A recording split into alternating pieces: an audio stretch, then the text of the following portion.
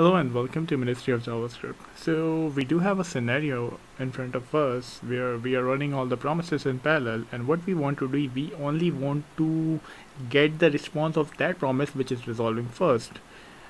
We do not care about the rejected promise, we only want the response of that promise which is resolving first. So to do that, we do have a method of promise which is called .any. So let's just implement it, Promise.any, and it takes an array, promise1, pr2, and then pr3. Alright, and then let's do the promise chaining.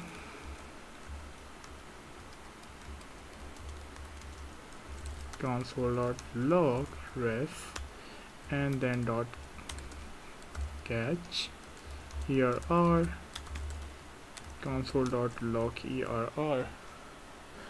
Alright, so as you can see that we are getting our result promise1 resolved. So let's do the shuffling, promise3 and then promise1.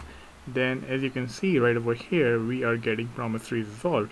But in case all the promises got rejected, then it will return us an aggregate error over here. So this is how you can implement the promise.any in your JavaScript language, in your JavaScript programming. Then I will see you in the next one. Have a nice day.